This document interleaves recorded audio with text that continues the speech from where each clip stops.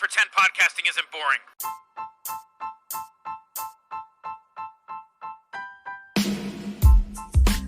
Hello, welcome to Juanaround, the podcast. Today we go around the journey, the section where I talk about my life as a nomad and give tips and recommendations about traveling, but also I explore other types of trips such as books and movies. This time we talk about Denmark, specifically the cultural shock I faced in Denmark.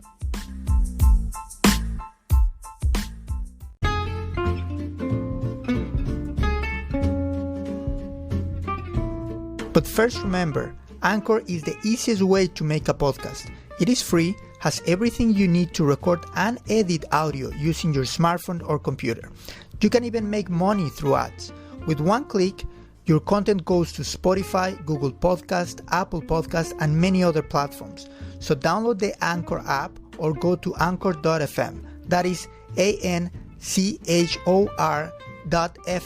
and start today. Now, let's turn around to our chat.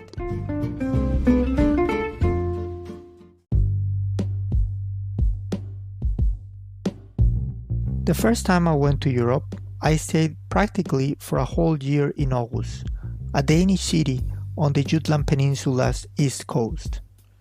Although I have heard about cultural shock and people at Aarhus University warned me about it, I did not pay too much attention to it while I was there.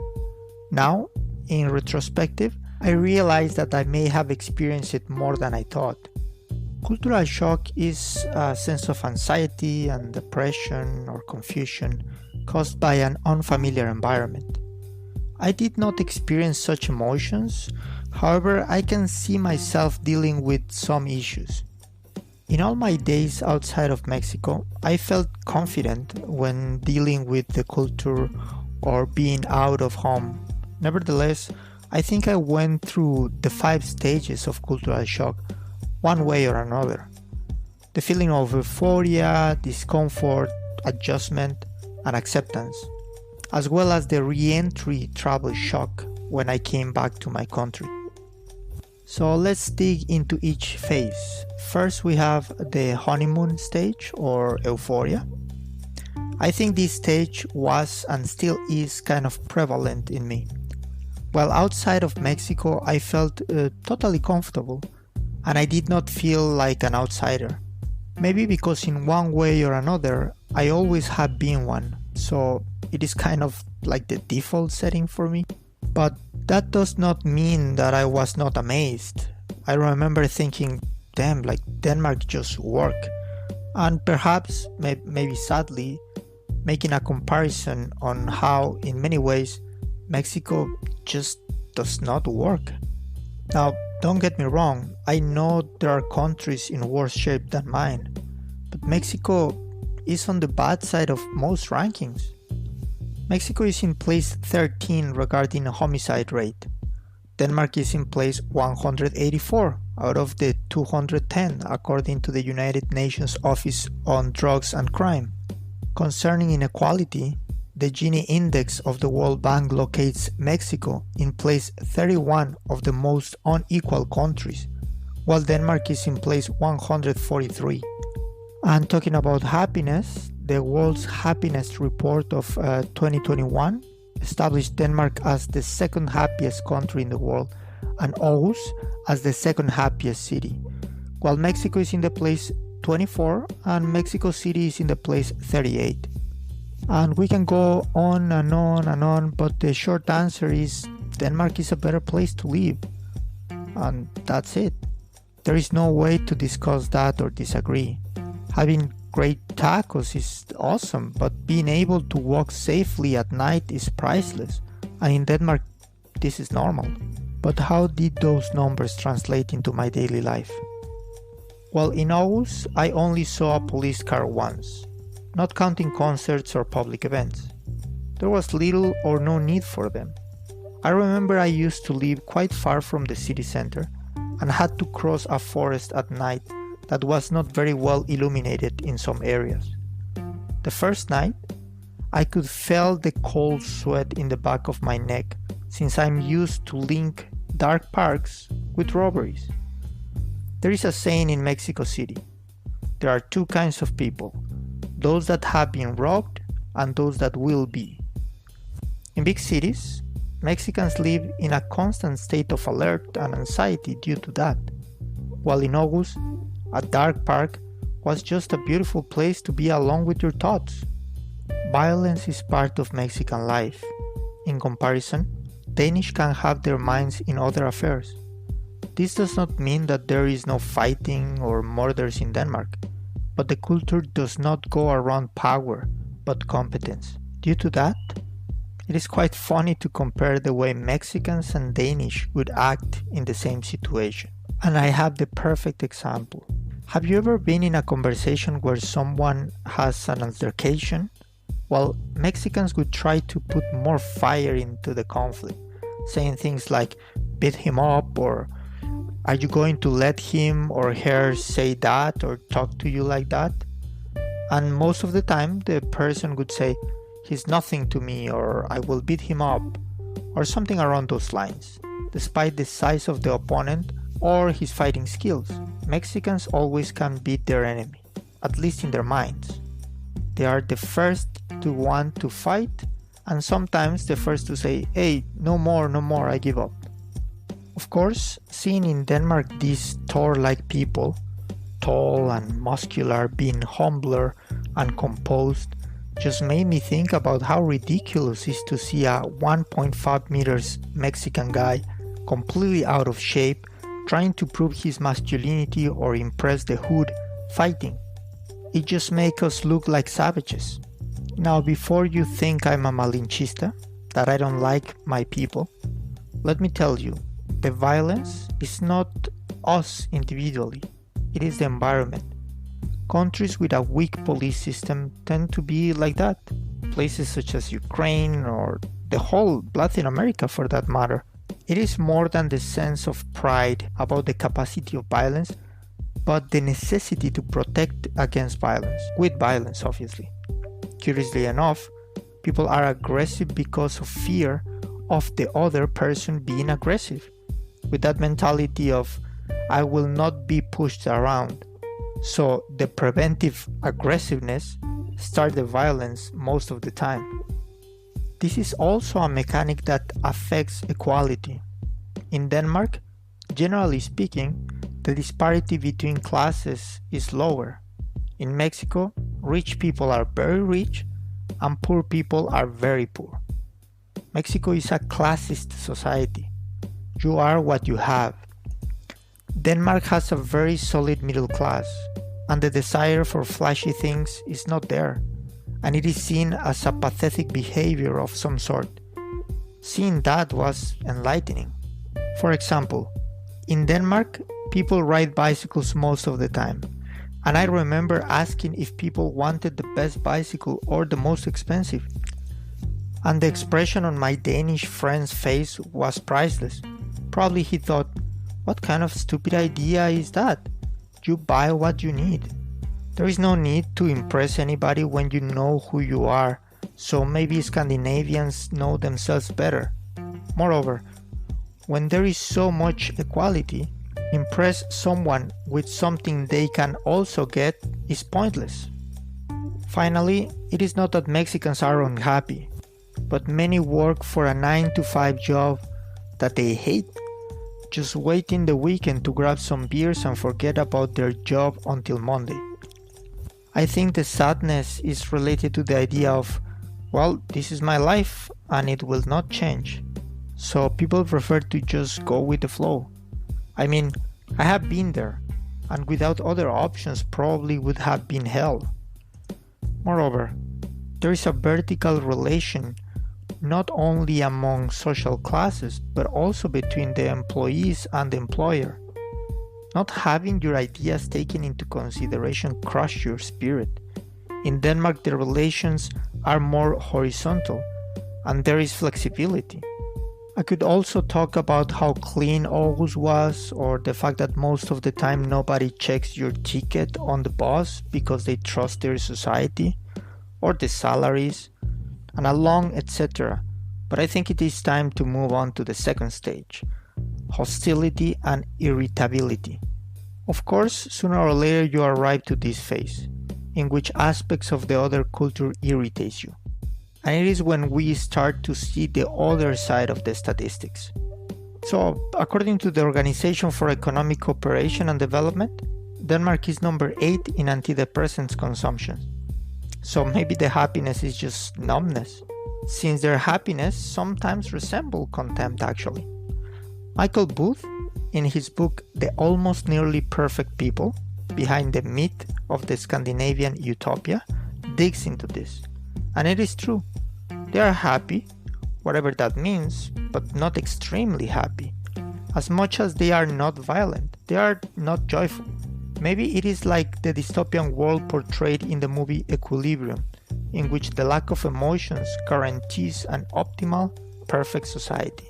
Yes, Denmark is perfect, but the kind of perfection of like a Christian heaven, with baby angels and clouds and a bunch of dead people wondering what is going on down in hell, where the cool people are hanging out, drinking beer and listening to rock and roll. I remember I was with a Lebanese friend in a beautiful park eating junk food, and we were watching these beautiful Danish girls having a picnic, taken out of a magazine or a Georges Jessuois painting. Everything was impeccable. But the thing is that perfection is exhausting. Maybe that is why in Denmark 18.3% of people aged 16 to 24 say that they suffer from poor mental health during a survey from 2012 to 2016 for the study In the Shadow of Happiness. There is even a trend called the 12th grade girls, or something around those lines if I recall correctly, about girls that want the perfect score. In Denmark the best grade is 12, so these girls are overachievers in most aspects of their life and end up with mental problems. Another aspect that kind of sucks is that Scandinavians cannot be spontaneous. It is just not in their personality. Spontaneous decisions are talked about months ahead, so there is no thrill or adventure. Maybe safety and peace comes with dullness and mildness. Michael Booth's book also pointed out a sense of superiority of the Nordic countries that I saw firsthand. They just don't make mistakes, at least in their mind. They know what is best. Booth also considers Axel Sandermo's works, The Fragment of a Fugitive, as a simile to the Danes. In The Fragment of a Fugitive, there is a list of rules by which the residents of a fictional town of Jante were said to abide, and they are as follows. Number 1, you should not believe that you are someone. Number 2, you should not believe that you are as good as we are. Number 3, you should not believe that you are any wiser than we are. Number 4, you should never indulge in the conceit of imagining that you are better than we are. Number 5, you should not believe that you know more than we do. Number 6, you should not believe that you are more important than we are. Number 7, you should not believe that you are going to amount to anything. Number 8, you should not laugh at us. Number 9, you should not believe that anyone cares about you. And number 10, you should not believe that you can teach us anything. And I must admit, he kind of have a point. Living in common spaces, sometimes people accuse me or other foreigners of doing something silly, like start something somewhere we shouldn't or whatever, only to realize that was another Dane the one that made the mistake. The expression on their faces was priceless. And this sense of we know better is not only in their expertise but out of it. Probably that is why the 2009 Copenhagen Climate Change Conference was a disaster, since the Danish rewrote the agreement unilaterally because, Danish know better, right? And in the university, teachers believe they understand the struggles of the developing countries, or the reasoning of the great nations such as China or the United States. At the end of the day, Denmark is incredible and Nordic countries are unique. That is precisely why thinking they understand other countries is naive. They know because they read about it. That's it. I remember disagreeing about military interventions with a teacher at the university and, well, just search about what is happening in Afghanistan and you tell me who was right. Of course, I was against any kind of intervention. Finally, societies as homogeneous as the Scandinavian are a good field for racism. I covered a rally about the 2 refugee shelters in Denmark and found out that some of the refugees could not leave the accommodation or they could be deported to their countries. Most of them were Kurdish from Iran. The weird relationship between Denmark and refugees was covered by Vanessa Barker and Peter Smith in their study This is Denmark: Prison Islands and the Detention of Immigrants.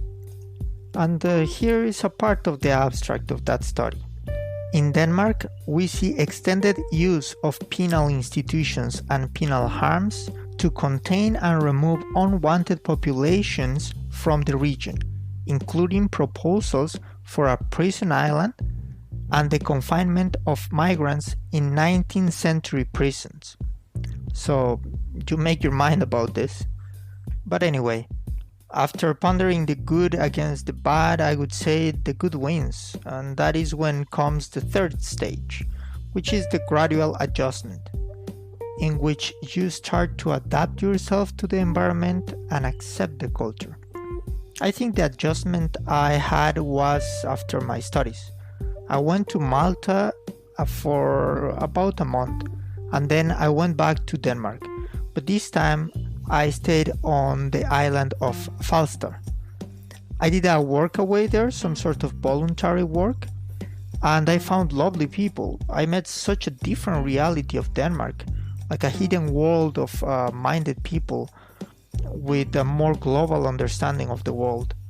This does not mean that the time before was bad or something like that. It was an adjustment, but kind of like, okay, this is how it is, and I need to adapt to it. Once you accept where you are, the adaptation phase is easier.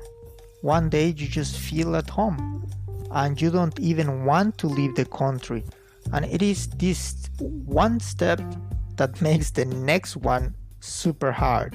The one that is called the re-entry travel shock. When you come back to your country, it's as hard as you adapt to the other one.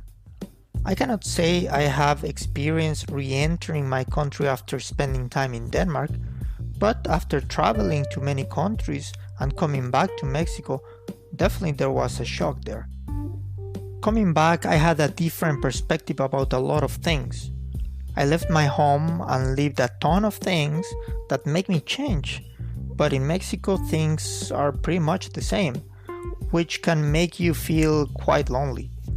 Coming and seeing the same problems, knowing that it is not like that's the way it is, but that there is other ways, makes you feel frustrated about your society and makes you rethink, at least as a journalist, if it is worth it to stay here and fight and try to make your country a better place, or if it's just better just to run away. Some days ago, I was talking with a friend and I recalled that before I left for Denmark, I stayed in Bacalar for a month. I remember I went swimming and in the harbor, somebody left a used diaper for no reason, just 100 steps away from the trash can. So I think regarding the problems of Mexico, the problem is us. We can say the problem is lack of education or poverty or the government, but deep down I think all of us know the problem is us. But hey, I don't know, what do you think about it? Let me know. Where would you like to live more, in Denmark or in Mexico? Which society do you think works best? Which one do you like the most? The truth is that Mexico has beautiful things, possibly much more beautiful things than Denmark. But the reality is that security and social welfare are priceless.